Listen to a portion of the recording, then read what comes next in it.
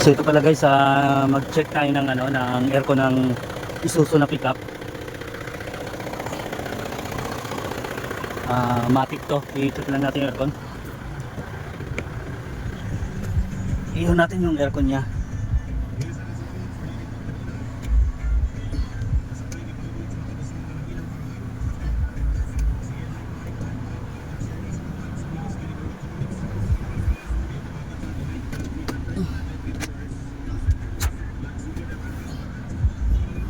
So dinala lang to dito dahil wala na daw lamig. Wala daw lamig yung aircon niya.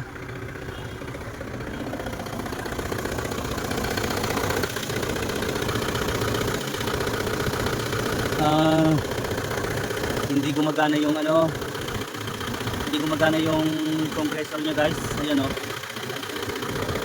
So may problema to sa electrical ang problema nito. Ay, sandali, check ko lang kung may laman. Baka wala ng laman kaya hindi siya gumagana.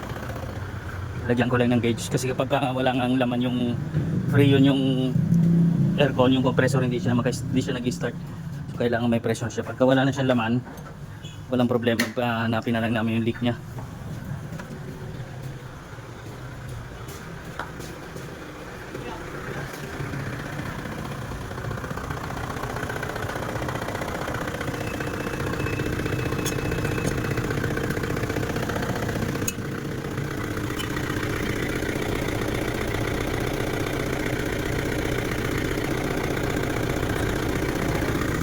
So yan guys, wala ng laman. So kaya hindi siya ma-start. So lagyan lang namin to ng pressure. I-off ko muna yung engine niya tsaka yung aircon. Hanapin lang namin yung leak. Yan.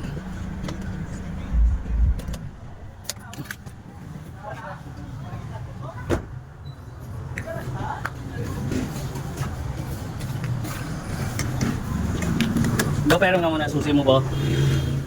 So ito yung malangis guys sa may ano, So ayan yung leak niya. Dito sa fittings ng ano. Nakuha ng ano dito? Alas 4 pasado na. Nakuha niyo po yung ano doon? Nandoon yung pera sa ano? Sa freezer. Uring lang. So ayan, uring lang. Papalitan na lang ulit. Papalitan lang muna. Diyan nag-ano? Ayan oh. Pwede. Ito yung malangis eh. Yan. Tagal na yan. Diyan nakita ko na ito. Tagal na, malamig pa naman ako. Sige, sige. So ayan. Pusin lang muna yan. Sige, patay mo na po. Kasi hindi ko ba na itong magnetic yan. Sige, buksan mo. Tagalin mo yan. Pugin nyo na lang, Bong. Bilis na lang to. So ito lang guys yung problema niya. Palitan lang ng uring yan. Yan, okay na yan. May pick upin lang kaming ano, aircon na split type. So ito guys, napalitan na namin to ng ano, napalitan na to ng uring. Ayan oh, may pressure na yung 100, sarado 100. So ito yung panalitan ng uring kanina. Okay na yan. Napalitan na yan. So pinalitan na yan kasi hindi na kami nagpalitan, nag-pull down kami nga ng aircon ng Samsung. So ayan, nakababad na to ng pressure. So pagka hindi na gumalaw tong pressure na to, wala na, hindi na siya gumalaw, pwede na vacuum yan, karga ng preyon. Tapos meron pang isang chinecheck, Isuzu din to, Land Cruiser Crosswind.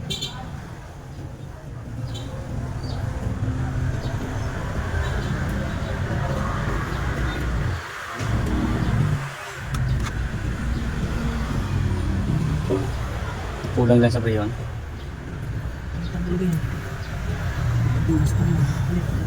Nakita natin na may, basta pag may leak na nakita na natin na may mga sign. Okay.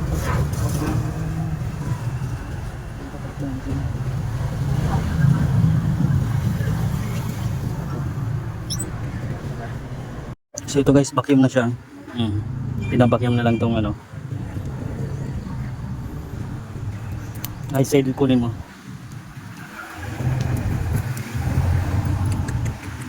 So guys, karga na ng mga preyon to.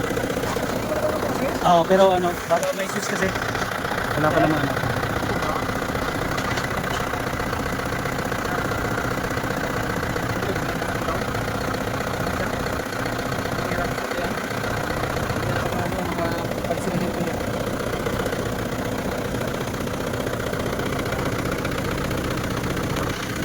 So ito guys, nagkarga na to ng preyon. Start na lang yung ano. Sa preyon. Yan guys, so gumana na yung compressor niya. So ayan. Kanina kasi kaya hindi siya gumana dahil wala naman.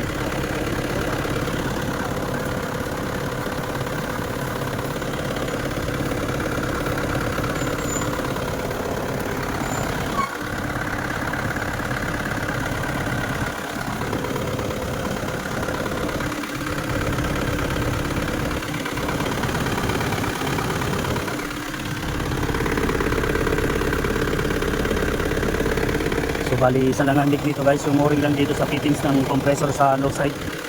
Yun lang yung ano niya.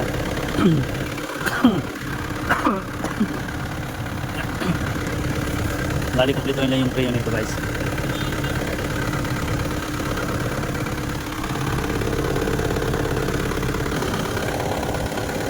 So ayan, ano na siya, nag-sitting na yung lamig niya dito sa piping niya sa ano, ayan, nag-return na siya.